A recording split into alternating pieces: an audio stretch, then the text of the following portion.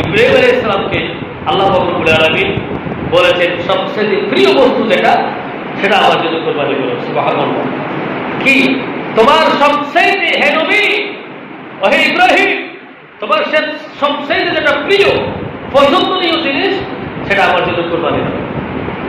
ইব্রাহিম আলাইহিস সালাম অনেক স্বপ্নের তাবিদ করতেছে, 100 200 কোরবানি দিচ্ছি, কোনো কাজ হয় না। বারবার স্বপ্ন দেখি, আবার স্বপ্ন আবার দেখি, তোমার প্রিয় বস্তু আমি চাইতেছি। ইব্রাহিম আলাইহিস সালাম যখন বুঝে নিলেন আমার মালিক কোন সম্পর্কে প্রিয় সম্পদ বলতেছে, আমি বুঝতে পেরেছি আল্লাহ রব্বুল আলামিন আমাকে বৃদ্ধ বয়সের মধ্যে একটা ছেলে দিয়েছিল এবং সেই ছেলেটাও নবী হিসাবে এসেছিল ইসমাইল আলাইহিস সালাম। ওই ইসমাইলকে আল্লাহর রাস্তায় কুরবানি দেওয়ার জন্য চাইতেছে। সুবহানাল্লাহ। জানার পরে ইসমাইল ইসলামকে জানানো হলো, বললেন হে বাবা, আমি এরকম একটা স্বপ্ন দেখলাম, এই স্বপ্নের তাবিরটা আমি করতে পারতেছি না, একটু আমাকে বলে দাও তো বাবা। বাবা আপনি কি দেখেছেন? কে বলতেছে? ইসমাইল আলাইহিস সালাম, ছোট ছেলে, নবী হিসেবে এসেছে তো, নবীর ছেলে নবী। বাবা আপনি কি দেখেছেন? বাবা আমি দেখেছি আমি আমার সবচেয়ে প্রিয় বস্তু যেটা সেটা আমি আল্লাহর জন্য কুরবানি করতেছি। আপনি করছেন? হ্যাঁ করছি বাবা। কোন কুরবানি দিয়েছি? 100, প্রথমে দিয়েছি 10, তারপরে 100, এভাবে অনেক কুরবানি করছি। বাবা আপনার প্রিয় বস্তু কোনটা? তো আপনার প্রিয় সম্পদ, প্রিয় বস্তু হচ্ছে আমি ইসমাইল। সুবহানাল্লাহ। ইসমাইল আলাইহিস সালাম বললেন বাবা আপনি বাস্তব স্বপ্ন দেখেছেন, ওই স্বপ্নটা বাস্তব করতে হবে, আমাকে আপনি আপনার নামে কোরবানি করে দেন। বাবা রে কিভাবে কোরবানি করব? ও বাবা আমি কষ্ট পাচ্ছি, আপনি কোরবানি দিবেন, আমি কষ্ট পাবো না, আমি রাজি, আল্লাহর রাস্তায় কোরবানি হওয়ার জন্য আমি রাজি আছি। আমি ইসমাইল একটা চিন্তা করতেছি, আমি ভয় পাচ্ছি, আমি কোরবানি হওয়ার সময় আপনি যে কষ্ট পাবেন সেটাই হবে আমার জন্য সবচেয়ে বড় কষ্ট। সুবহানাল্লাহ। তাহলে ছেলে কাকে বলে, বাবা কাকে বলে? এই তখন থেকে কোরবানির প্রসার, এটা হচ্ছে এই কোরবানি দেখা সুন্নাত আবিকুম ইব্রাহিম। সুবহানাল্লাহ। আমাদের সকলের পিতা, জাতির পিতা ইব্রাহিম আলাইহিস সালামের পক্ষ থেকে পাওয়া এই নিয়ামত সম্পদ। সুবহানাল্লাহ। আলহামদুলিল্লাহ এসে গেছে এই কোরবানিটা।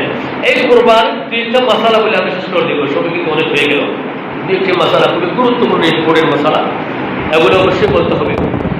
প্রথম নম্বর হচ্ছে কোরবানি। আমরা অনেকে আছি কোরবানির সাথে আকিকা দিই, ঠিক না? আপনার ছেলে হোক বা মেয়ে হোক, কোরবানির পশুর সাথে সেই আকিকাটা আমরা একসাথে দিয়ে দিই। তবে জায়েজ সুন্নত হচ্ছে আপনার ছেলে হোক কিংবা মেয়ে হোক, আকিকা দেওয়ার নিয়ম হচ্ছে 7 দিন পর। কয়দিন পর? 7 দিন পর, অথবা 14 দিন পর, অথবা 21 দিন পরে আপনার আকিকা করা, সেটা সুন্নত। তবে ছাগল দিয়ে। সুবহানাল্লাহ। কি দিয়ে? ছাগল দিয়ে করা কি সুন্নত। যদি মেয়ে হয় 1টি ছাগল, যদি ছেলে হয় 2টি ছাগল দিয়ে আপনাকে আকিকা করাটা সুন্নত, নিয়ম হচ্ছে সেটা। তবে আমরা কিন্তু অর্থের কারণে অনেক সময় বিভিন্ন জনের কাছে টাকা পয়সা থাকে না, ওই কোরবানি আসে, কোরবানির সময় কোরবানির পশুর সাথে আকিকা আমরা দিয়ে দিই, তবে সেটাও জায়েজ। কোরবানির পশুর সাথে আকিকা আপনি দিতে পারবেন। যদি মেয়ে হয় 7 নাম থেকে 1 নাম আকিকা চলে যাবে, যদি ছেলে হয় 2 নাম আকিকা চলে যাবে। তবে আরেকটি মশালা আছে, এমন আমরা অনেকে বয়স্ক পুরুষ আছি, জন্মের পর বাবাকে দেখে নেই, হুজুর আমার আকিকা হয়েছে কিনা আমি জানি না। তাহলে আপনাকে কোরবানি দেওয়ার আগে আপনাকে প্রথম আপনার আকিকা আদায় করতে হবে। সুবহানাল্লাহ। ওটা আপনার জন্য ওয়াজিব। আপনি আকিকা না দিয়ে কোরবানি দিবেন না।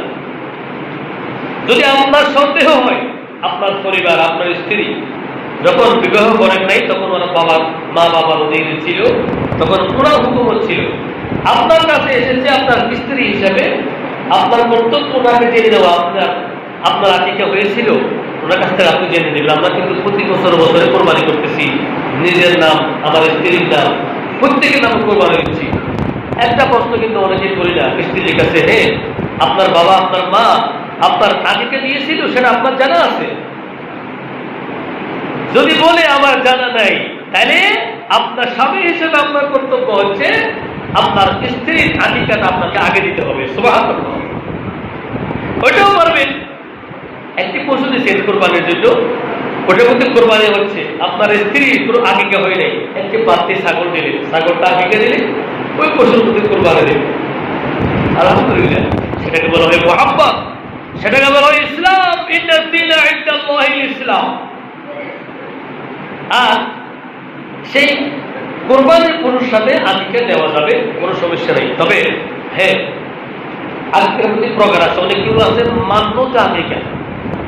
বুঝে নিবেন, উল্টা পাল্টা বুঝে আবার মানুষকে বুঝাইয়েন না। মান্যতি আকিকা অর্থাৎ আমাদের দেশের মধ্যে এমন একটা পর্যায়ে চলে যাই আমরা, আপনার ছেলে হোক বা মেয়ে হোক অসুস্থ হয়ে যায়, যার কোনো শেষ নাই, আপনার মেডিকেল ট্রিটমেন্ট সব জায়গায় আপনি ফেল করে আসছেন। ওই মুহূর্তের মধ্যে কতগুলো মুরব্বী আছে, দেশের বয়স্ক মুরব্বী, মা বাবা দাদা দাদি, ওরা বলে বাবা রে, ছেলেটার জন্য একটা আকিকা মেনে নাও। সুবহানাল্লাহ। জান কা বদলা জান, একটা আকিকা মেনে নাও।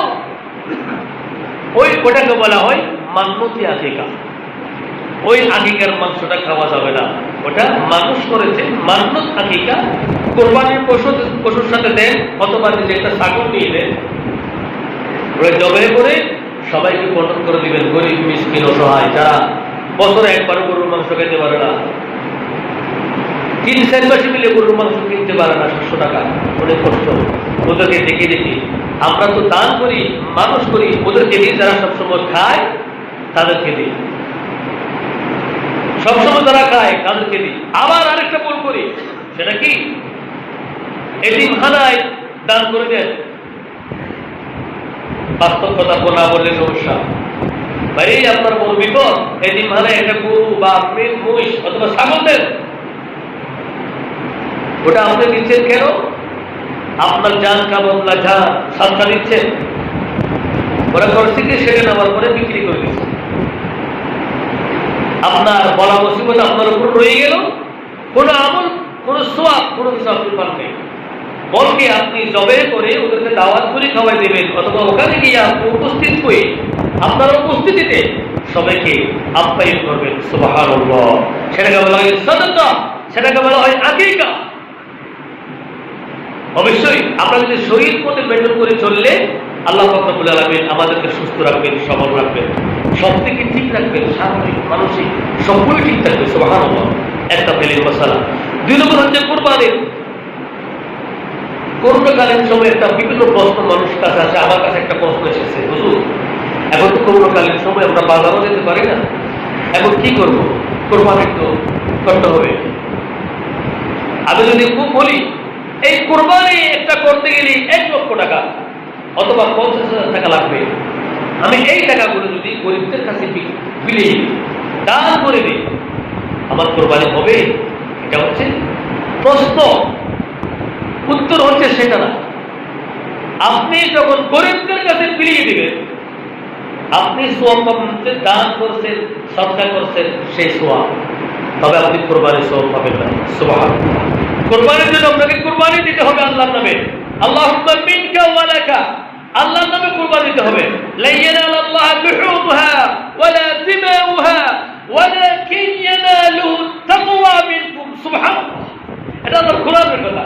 ওয়ালাকিন ইয়ানালুহু তাকওয়া, আপনার তাকওয়া, বিশ্বাস, পরহেজগারি সবগুলোই আল্লাহ চাইবে, কবুল করবে আপনার পক্ষ থেকে।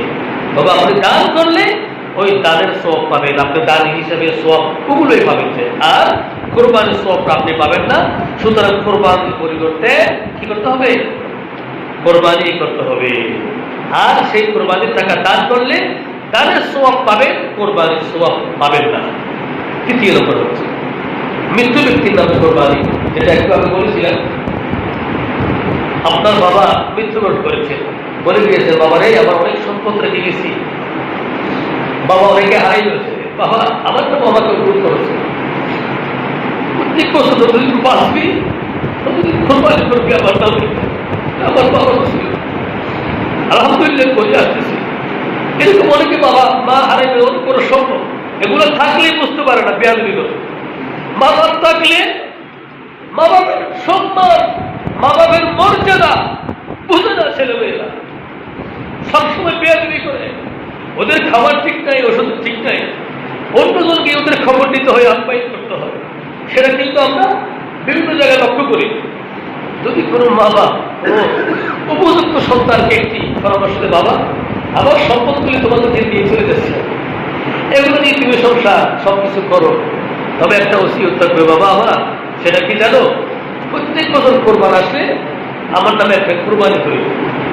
সুবহানাল্লাহ, ওটা বলা হয় সাদকাতুন জারিয়া, সদকায়ে জারিয়া, ওটা বেঁচেই থাকবে কিয়ামত পর্যন্ত, অবশ্যই সদকায়ে জারিয়া সেটা। এরকম যদি কাউকে ওসিয়ত করে যায়, আপনার বাবা, আপনার মা, অথবা মা বাপ কেউ নাই, আপনাকে দাদার পক্ষ থেকে, দাদের পক্ষ থেকে সুন্দর করে দিয়েছেন, আপনাকে সেটা প্রত্যেক বছর এই কোরবানিটা করতে হবে। তবে সেই কোরবানির মাংসগুলি আপনি গরিবদের কাছে যদি বিলিয়ে দেন, অনেক বেশি ফজিলত। সুবহানাল্লাহ, ওরা নিয়ে দোয়া করবে, আমরা অনেকে দাঁড়িয়ে দিই, গরিবদের আসলে দাঁড়িয়ে দিই না। তাহলে দ্বিতীয় নম্বর, চতুর্থ নম্বর প্রশ্ন হচ্ছে কোরবানি কার উপরে ওয়াজিব? আমরা তো কেন জানি না, কিন্তু বিভিন্ন জনে বিভিন্ন মশালা দিচ্ছে। কেউ বলতেছে যার কাছে যাকাত ফরজ হয়েছে উনি কোরবানি দিবেন না। কোরবানির ক্ষেত্রে যাকাতের সাথে কোনো সম্পর্ক নেই। কোরবানি, মশালা মনে রাখবেন, কোরবানি এবং যাকাত বিষয় দুইটা। যাকাত হচ্ছে আপনার সম্পদ পবিত্র করবে, আর কোরবানি হচ্ছে আপনার আমল, আপনার শরীর, আপনার জীবন, আপনার হায়াত, আপনার সমস্ত কিছু, আপনার পরিবার সবকিছু নিয়ে নির্ভরশীল করবে। সুবহানাল্লাহ, এই জন্য আপনি কোরবানি করবেন যে একমাত্র আল্লাহকে রাজি করার জন্য।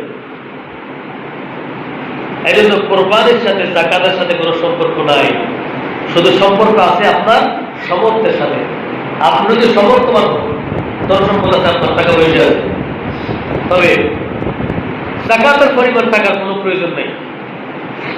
এক নাম কোরবানি করার জন্য যত টাকার প্রয়োজন হয়, একটি ছাগলের দাম 7 থেকে 10,000 টাকা,